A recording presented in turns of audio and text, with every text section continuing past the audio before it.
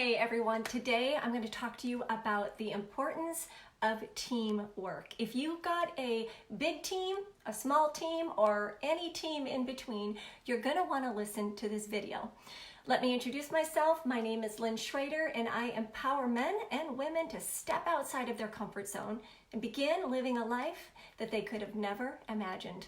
A lot happens when you leave your comfort zone. Team building. Why is team building important? The culture of your team, remember it can be big or small, the culture of your team is directly in correlation with the retention of your team. If people do not even like the atmosphere that's going on in your and around your team, they're not going to stick with it. And if they do stick with it, they're not going to be happy, and that's going to show in some negative results for your business. Team collaboration, team building is so important because when people collaborate, they have camaraderie and they have a sense of belonging. They will stick with it. In my business, I have quite a large team in a direct marketing business, and I also have a coaching business, and I coach people on this team building to get their team growing, but I also implement these things with my own business. Now, in direct marketing, we are in business by ourselves, but I tell people on our team, and this is not new to me, but you're in business for yourself, but you're never in business by yourself, meaning we will always be there for you. The health of your team is directly in direct proportion to how many team building activities and just the atmosphere that you have. You can run your business, your team, like it's dog eat dog, first one to the top wins. Or you can run your team with integrity, with an even playing field, with a helpful sense of belonging in your team. There's a big difference. So team building ideas. Now I have implemented some of these, but I'm going to fess up. I have not implemented all of these, but I can tell you I do have many of them already put on my calendar to plan for my team and to get my team there.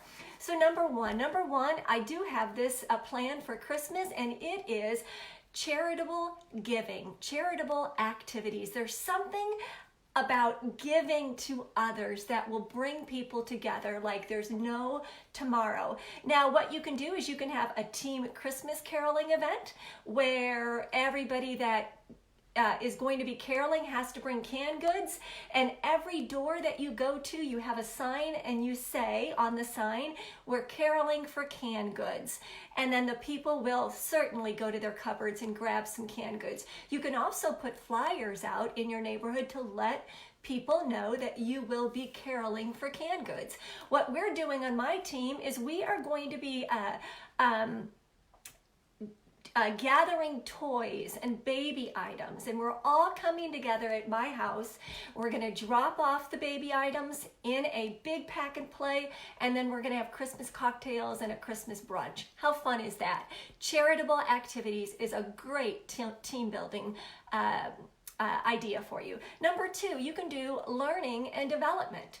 Bringing your team together simply to learn and to develop as leaders. We just did this a couple of days ago. I had a group of people on my team. We got together for a brunch and a brainstorming session. We enjoyed brunch, and the whole time we were eating, we had our laptops and we were brainstorming ideas, what works, what doesn't work. And then I was, as a leader, giving them some of my ideas. Number three, you could do off-site retreats. How fun is that? People like to get away. You could go to a lake or a cabin or just a getaway that's not going to break the bank. You can run these off-site retreats where people have to earn a spot on them, or they can be open to all. But the sky is the limit for off-site retreats. Think outside of the box and come up with some things that are doable for people on your team, yet feeling retreat-ish, if that's a word. Number four, I love this. It is group personality test. I love it. I'm a big proponent of figuring out what makes you tick and what around your personality, what personality you exude. So I love the Enneagram. I am an achiever, a giver, and an enthusiast. That wasn't a surprise to me. I figured that's how I would end up. But what does that tell me when I do it with my team? What you can do is you can do these, you can choose the Enneagram, you can do the Myers-Briggs, you can do the DISC, you can do the True Colors one. There are a myriad of tests out there, but what happens is you take the test as a group. They usually take 10 minutes, maybe 30 minutes, and then you discuss your results. Now, there are no right or wrong personalities, right? That's what makes the world go round. But when we can understand each other, what makes us tick, we're gonna work better together. In the Enneagram, there's the individualist, there's the perfectionist, there's the investigator. There's a whole bunch of different personalities that if I didn't know that's really what made them tick, I could get frustrated. I could want to just throw up my hands and say, or maybe somebody just doesn't quite get me. But if we do the personality test together, we can really figure out how we can collaborate more better, closer than ever before. Number five is so fun. It's called a thrift store bar crawl. Now, you don't have to go to a bar. You can choose something else. It can just be a thrift store barbecue. But what you do is you give everyone on your team a $20 voucher. You don't have to do that. You can just say $20 is your limit, and they have to do it themselves. But if you want, you can give them a $20 voucher. They go to the thrift store, spend $20, that's it.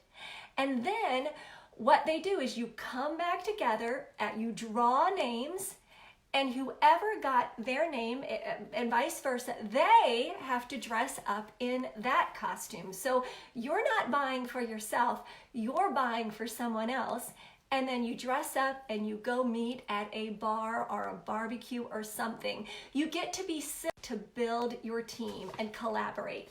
Number six is just a go-kart or a miniature golf or a painting party get together. Again, you can just be silly and be a kid together.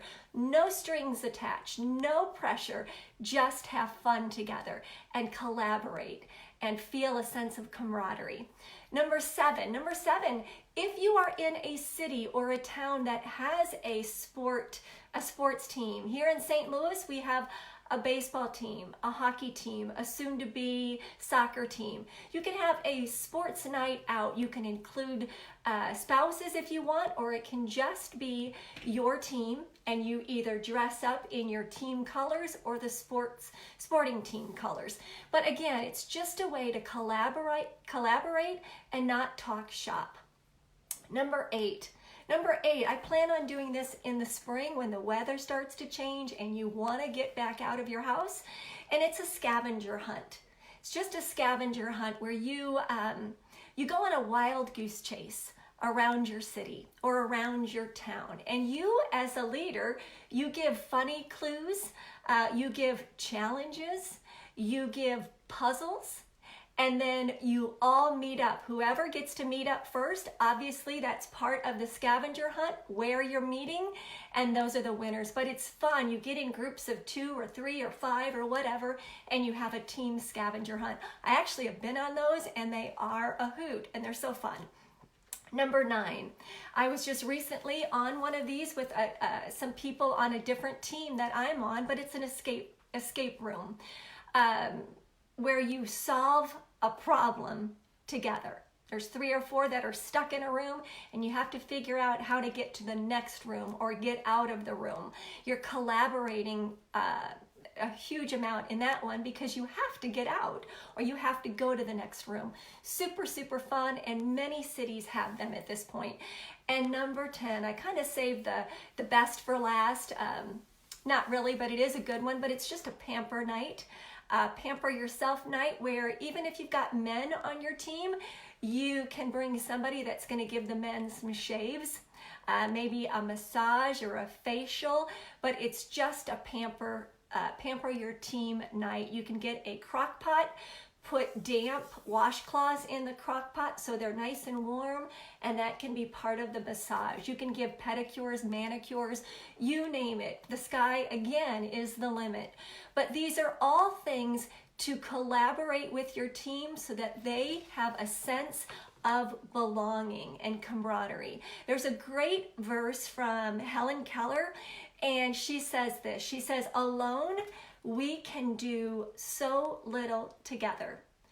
Alone we can do so little, but together we can do so much. It's true, isn't it? It's like a microcosm of life. Alone we can do so little, but together we can do so much. So if you want to build your team, direct marketing or just your team, think about doing some team building events and have fun.